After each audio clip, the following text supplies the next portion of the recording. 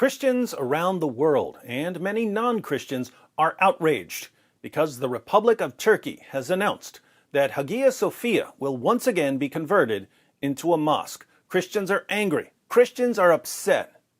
But not me. I always look on the bright side. I focus on the positive, not on the negative. When life throws Islam at me, I make myself a nice tall glass of Islaminade.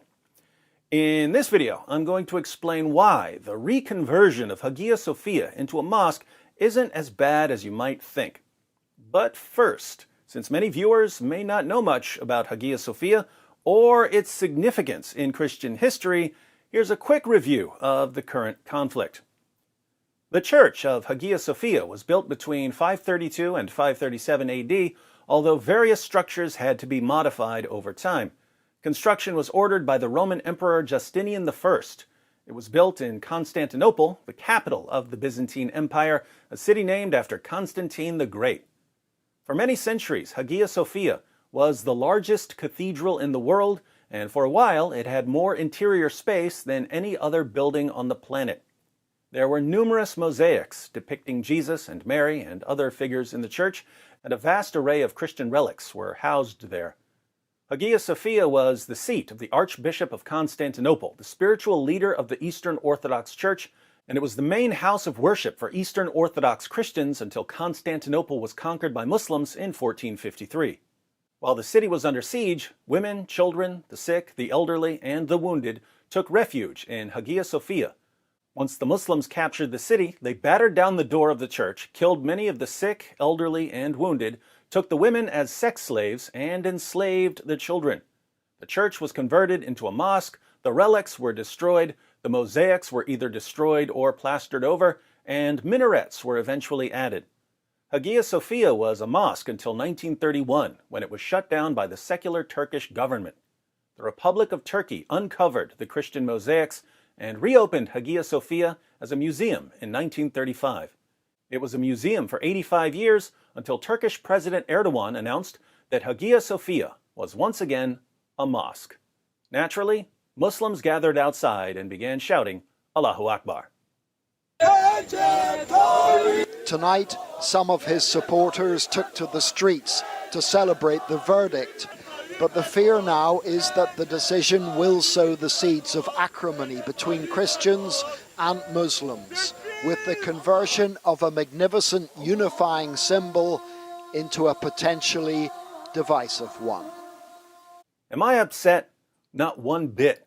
Look on the bright side. Muslims will never again be able to pretend that they respect other religions. Muslims will never again get to complain that we're disrespecting their religion or their book or their prophet. Think about it. Islam's holiest sites were taken from other religions. The Kaaba was a pagan shrine surrounded by pagan idols. Muslims conquered Mecca, smashed the idols to pieces, and made it the heart of Islamic worship. The heart of Jewish worship for 3,000 years has been the Temple Mount in Jerusalem. After conquering the city, Muslims built the Dome of the Rock and the Al-Aqsa Mosque. Jews have to pray at a nearby wall.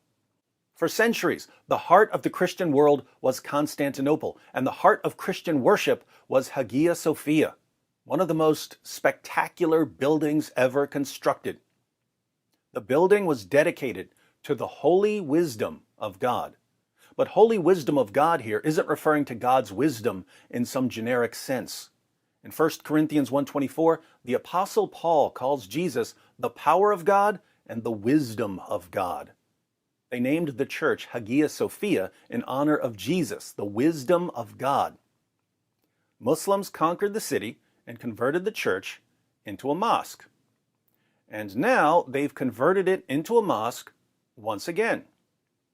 So Muslims pray and worship at places that were centers of worship for Christians, Jews, and pagans. They treated Hindus the same way. Muslims constantly demand respect for their religion when they offer no respect in return. Every Islamic prayer in Hagia Sophia is a slap in the face to Christians. Every Islamic prayer in the Al-Aqsa Mosque is a slap in the face to Jews. To you Muslims who are watching, I'll say this. After 14 centuries of seizing other people's places of worship while shouting Allahu Akbar, you have lost the right to demand respect for your religion. Don't come complaining to me next month when season 2 of Muhammad's Boom Boom Room starts. Don't complain to me about how the Jews took your land when the land you pray on was taken from Christians and Hindus and every other group your armies encountered while trying to conquer the world. Your places of worship are monuments to your colossal hypocrisy. Thank you for reminding us of that yet again. We won't forget this time. As for everyone else who's watching, if you're upset that a museum that was once the main Christian church in the world has been converted yet again into a mosque, I encourage you to use that energy in a positive way. Here are some videos to share. When Muslims complain that you're hurting their feelings by sharing these videos, remind them about Hagia Sophia and give them a quick introduction to the concept of consistency.